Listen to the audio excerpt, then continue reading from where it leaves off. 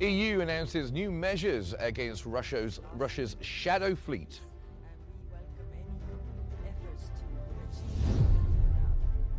China denies its stake in Greece's Piraeus port is up for sale.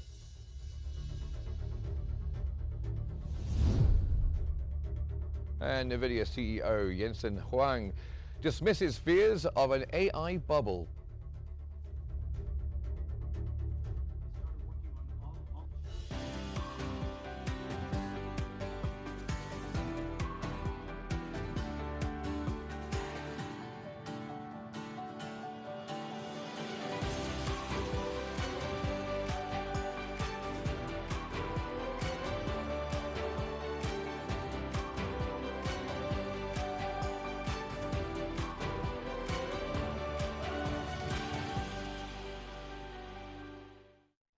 Hello, good evening, and welcome to the Economic Bulletin.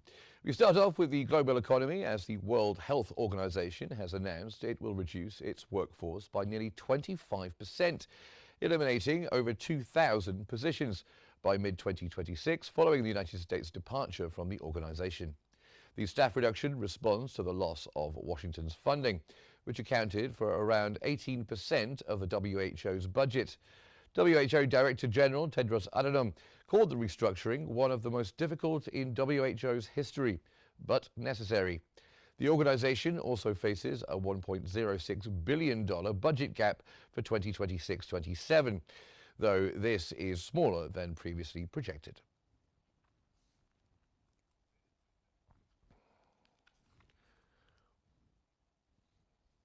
The International Monetary Fund has predicted that the world's 20 largest economies will grow just 2.9% by 2030, the weakest outlook since 2009, with advanced G20 economies at 1.4% and emerging markets at 3.9%.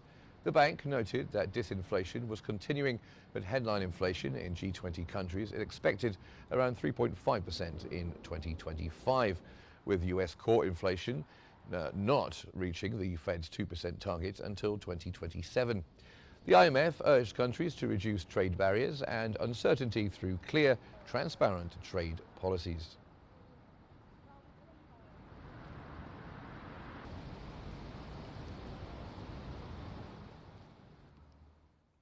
Also, the International Monetary Fund has predicted that Pakistan could lift its GDP between 5 and 6.5% over 5 years if it tackles corruption and deep-rooted governance failures.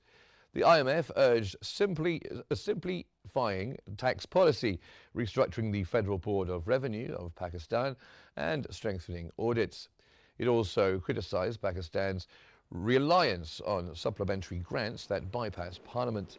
The IMF further called for greater transparency on Pakistan's military-backed Special Investment Facilitation Council, which was created in 2023 as a single window for investment.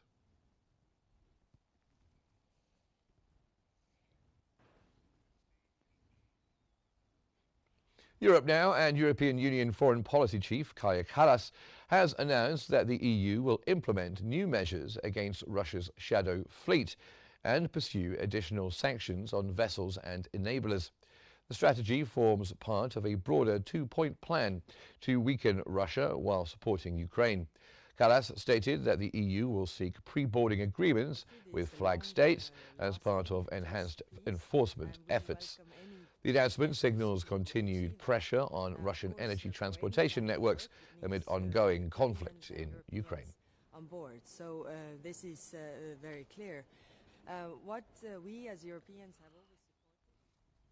Germany plans to significantly increase its contribution to the European Space Agency, with Research Minister Dorothee Bär announcing a pledge of up to €5 billion for the upcoming ESA conference in Bremen.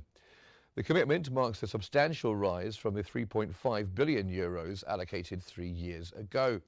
The increased funding is part of Germany's broader space security strategy, which includes plans to invest up to €35 billion in space defense in coming years. Bär emphasized the need for ESA reform advocating for a mix of large-scale projects like the Ariane rocket and smaller initiatives involving startups to maintain Europe's competitive edge in space.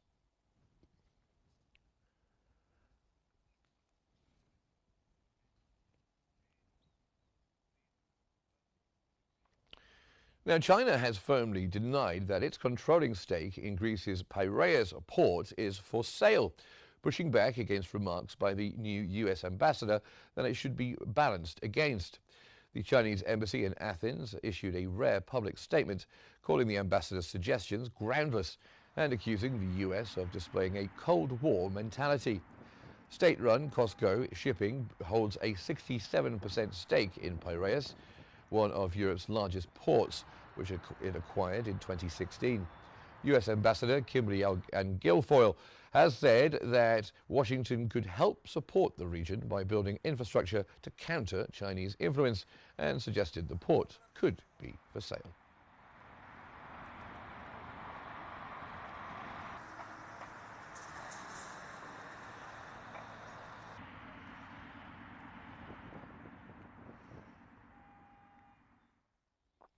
Chinese Commerce Minister Wang Wentao has called for efforts to manage uncertainties in US-China trade relations during a meeting with US Ambassador David Perdue in Beijing.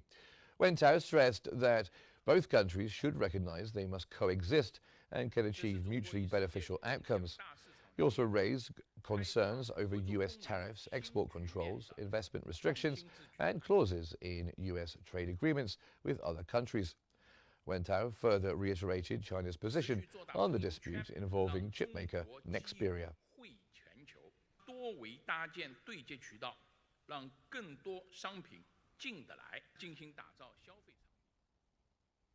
Now, our first guest tonight on our Economic Bulletin is joining us from Hong Kong and is the economist Benny Kwok. Thank you very much for being here with us on Qnews. So this Piraeus situation then, why is Piraeus so strategically important, would you say, to China's global logistics and geopolitical ambitions? Hello, thank you for inviting me. So the Piraeus port is I would say one of the very major foreign ports that bought by China during the Euro crisis. And it was bought during the Greek financial crisis in the early 2010. So now, as the Euro crisis has passed, and now because of the EU is starting putting focus on the China power, so that's why these kind of ports is now becomes not just the focus of the European Union and also the United States as well. Of course, the reaction from China is expected because nobody would think China would just sell the port easily, just like the United States is forcing the Hong Kong-based CK Hutchison to sell the port. Is within the process is still would take a long time. It would be a very long game between the China and the United States on the Panama Canal. So I would say, of course, it's just I would say the Greek ambassador, the United States ambassador in Greece is just bluffing, because at the same time the Greeks and the United States is also discussing another port project that could try to counterbalance the Piraeus port. So that's why I would say the message from the United States and the reaction from China is just something very normal. It's just to try to show to the world that is U.S. is targeting China for the strategic ports, and China, of course, is just to show the United States China will not bow down easily. Yes, and you mentioned that it's expected. The strong denial from Beijing is expected. But what does it tell us about its long-term plans in Europe?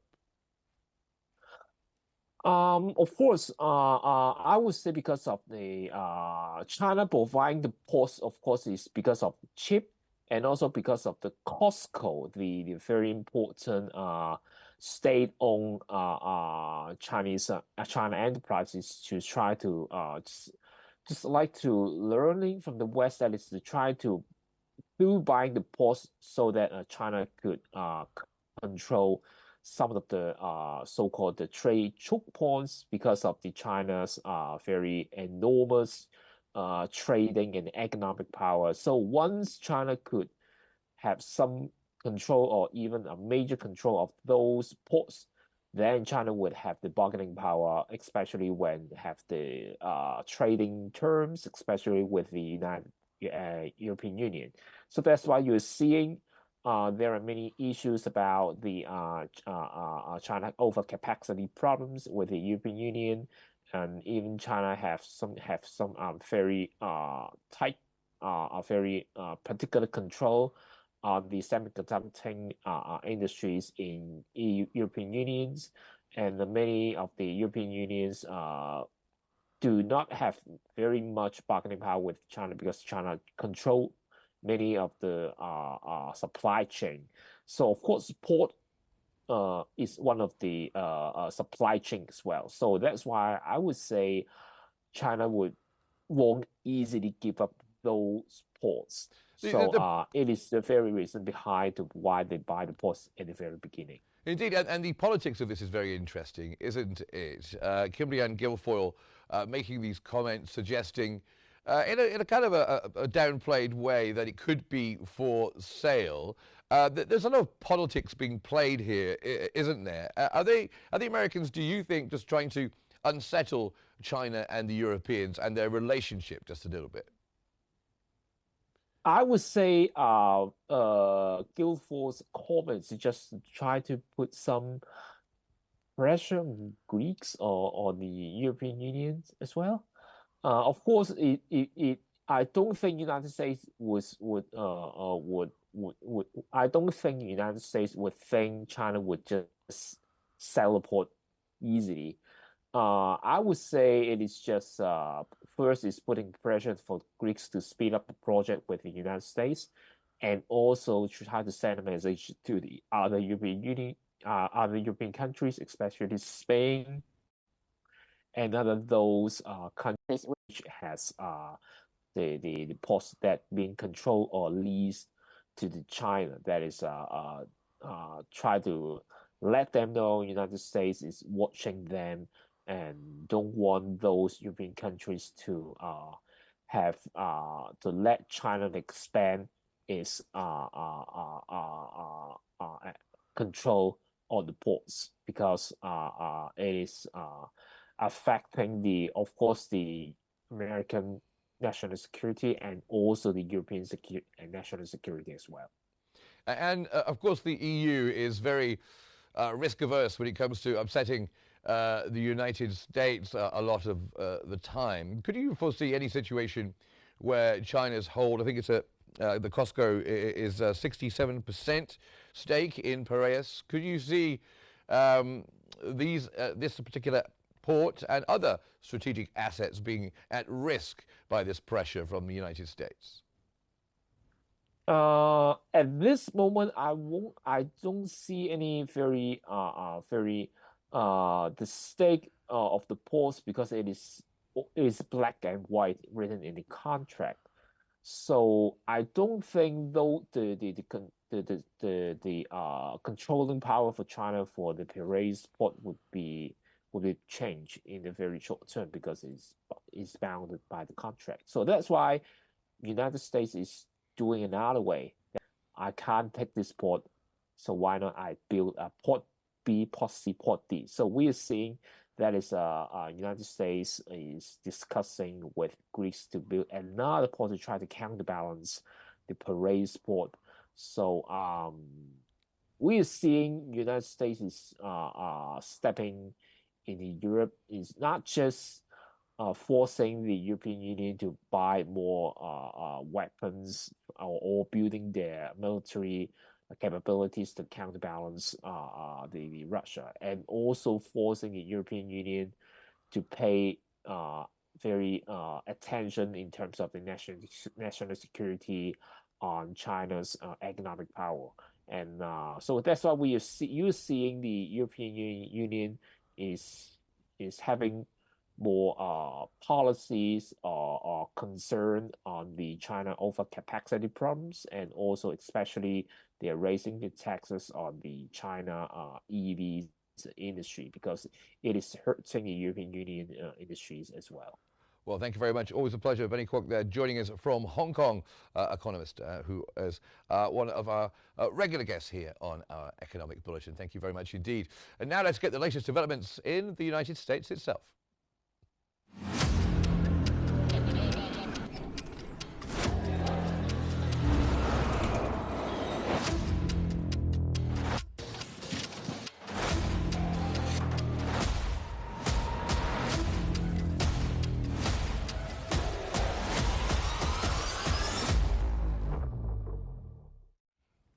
Long-delayed Labour Department data has reported that the United States economy added 119,000 jobs in September, rebounding from a revised loss of 4,000 jobs in August.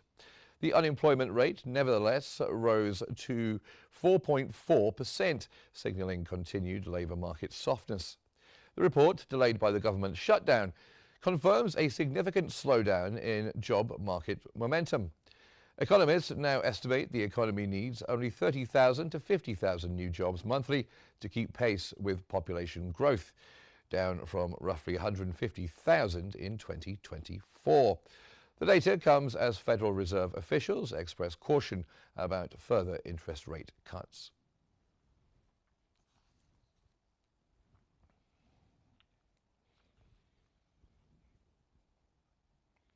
U.S. existing home sales increased 1.2% in October, reaching a seasonally adjusted annual rate of 4.10 million units as buyers responded to lower mortgage rates. The National Association of Realtors reported the median home price rose 2.1% from a year ago to $415,200. Despite the monthly gain, housing affordability remains constrained by high prices and economic uncertainty. The improvement comes amid policy debates about housing process and housing access, including President Trump's recent suggestion of 50-year mortgages to help buyers enter the market.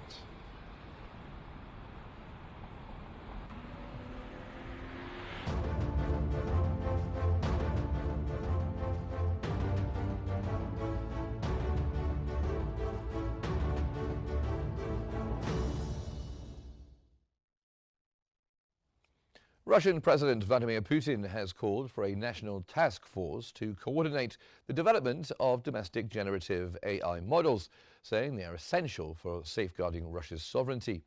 He warned that large language models shape public opinion on a national scale and said reliance on foreign systems is unacceptable. He projected that AI technologies should contribute more than 11 trillion rubles to Russia's GDP by 2030. Putin urged the creation of a national AI implementation plan, as well as broader adoption of AI across state institutions and businesses.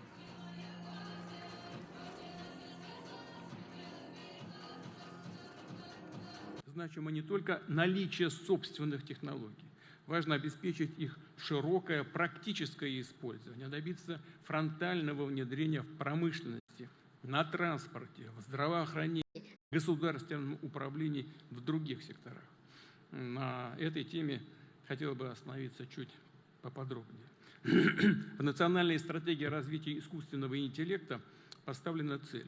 Совокупный вклад этой важнейшей технологии в ВВП страны к 2030 году должен превысить 11 триллионов рублей. В развитии этой цели я прошу правительства и глав регионов сформировать национальный план внедрения генеративного искусственного интеллекта на уровне всей страны, а также в разрезе отраслей и субъектов. President Putin there. Now, tech giant NVIDIA has posted third quarter revenue of about $57 billion, up 62% year on year, driven by strong demand for its AI-optimized data center chips. The data center unit alone generated roughly $51 billion, highlighting the scale of global investment in generative AI infrastructure. Moreover, the company forecasts fourth quarter revenue of around $65 billion, comfortably above analyst consensus of $61.7 billion.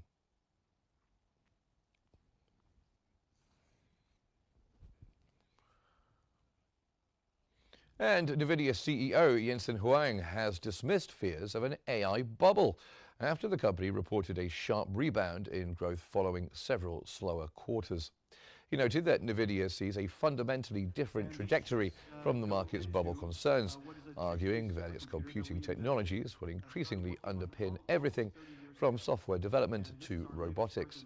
Huang stressed that NVIDIA is working to avoid bottlenecks beyond chip supply and outlined three major industry shifts, including the move of non-AI workloads from traditional CPUs to NVIDIA's advanced processors.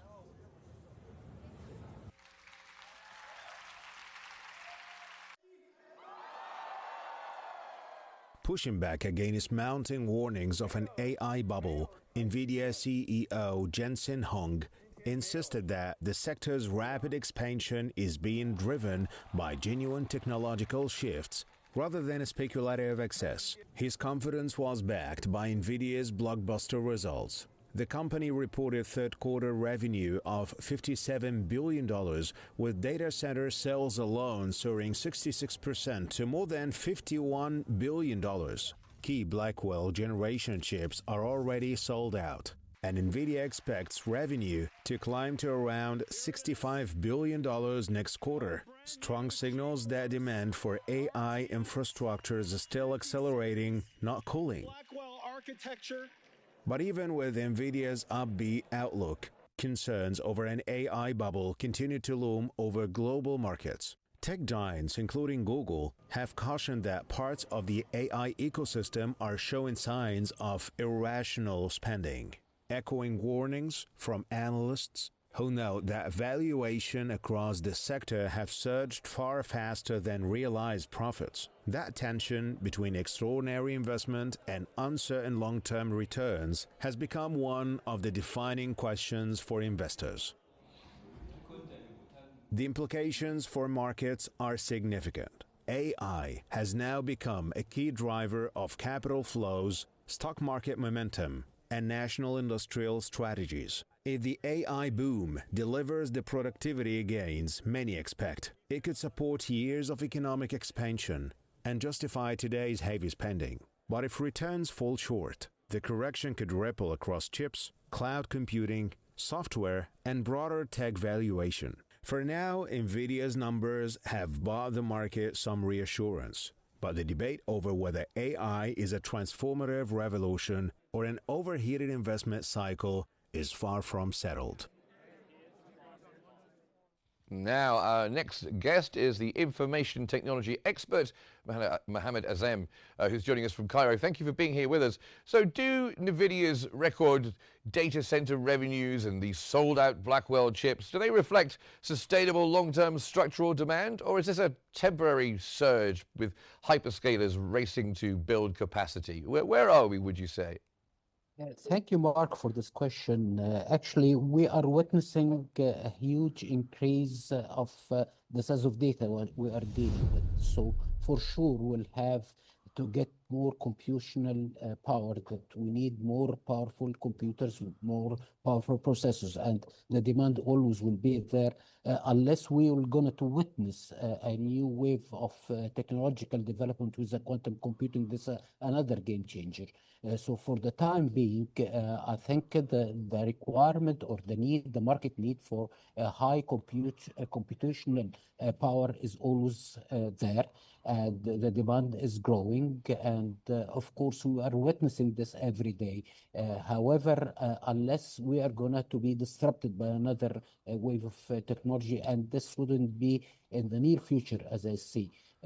However, there is always, all the time, there is a concern about witnessing another bubble similar to the dot-com bubble that happened almost 25 years ago, because most of the time investors are looking for promises, or investing based on promises, not on concrete business model. And this is what happened 25 years ago, when investors just gave a lot of money to startups working in the dot-com domain, based on assumptions, based on forecasts, not based on business model that can have a sustainable model and have a sort of sustainable revenue based on paying customer. And this is the key, actually.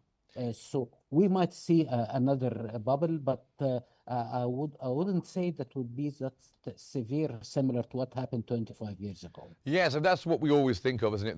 Those of us who are sadly old enough to remember the dot-com bubble, that's what you think of straight away when we're talking about this. Do you think those NVIDIA blockbuster numbers will genuinely counter the fears of an AI bubble? Because as we were just hearing in our report there, we are living in the middle of an AI boom, but as we all know, what could follow a boom is a bust.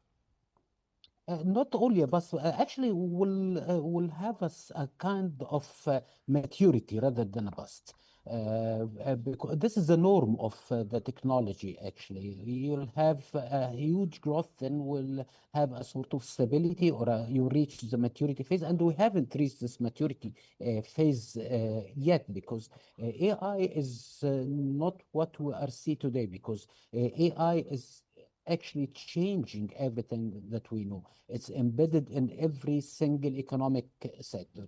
It's embedded in every single industry. So actually, AI will not be used for enhancing what we have as applications.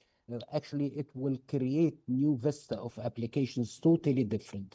That's why NVIDIA see this potential, and they believe that they have the room for more profit, for actually doubling their sales, and actually, or the global market of semiconductors will be doubled within, or actually tripled within 3 to 5 years from now.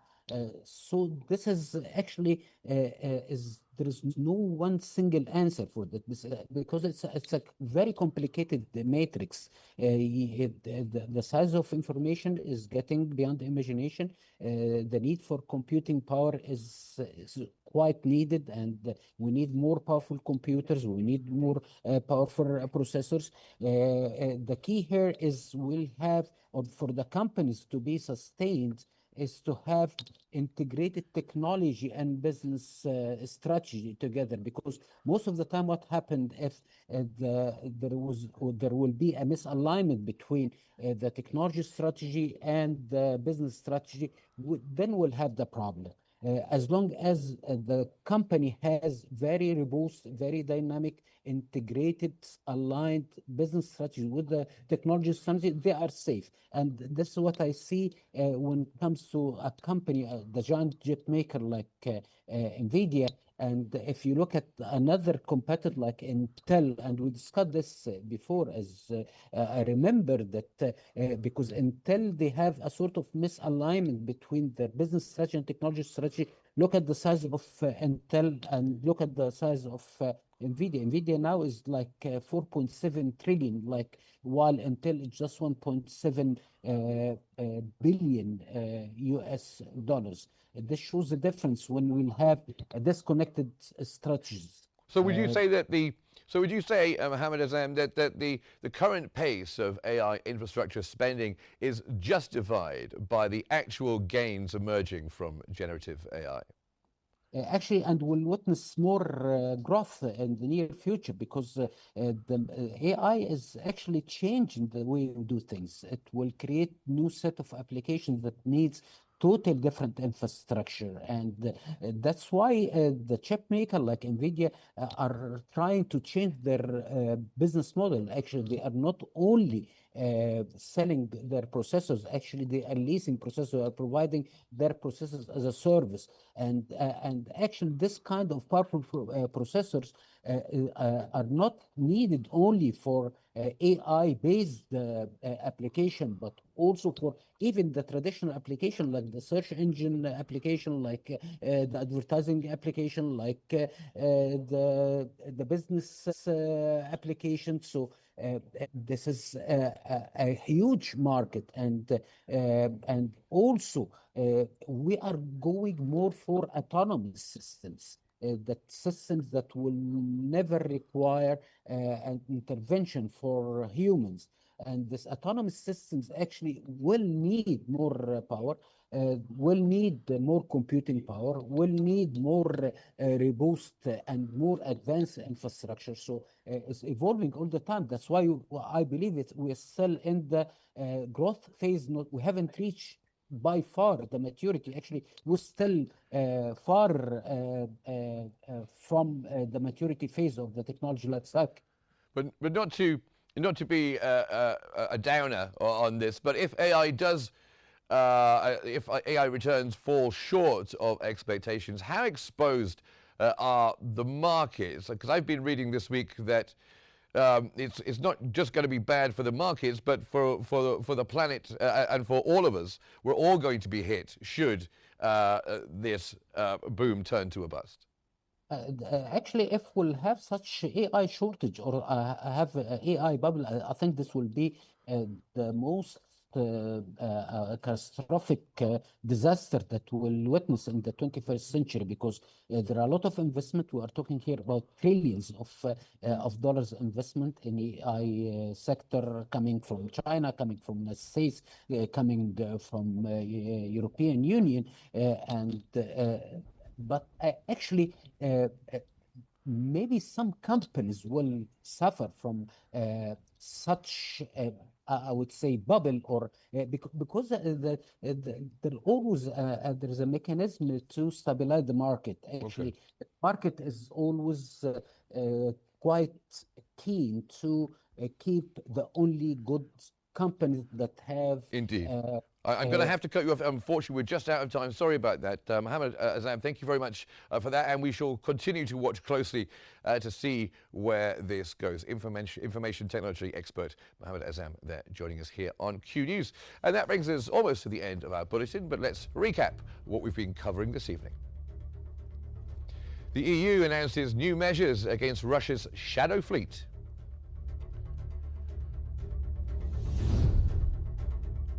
China denies its stake in Greece's Piraeus port is up for sale.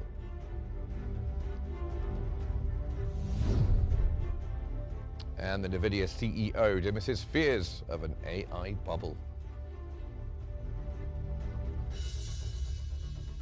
And that's all we have time for this evening. I'll be back here tomorrow night at the same time with another economic bulletin here from Q News. In the meantime, you can join us online on our social media platforms 24 hours a day. Thanks for watching, and stay here for In Focus, which is on the way next.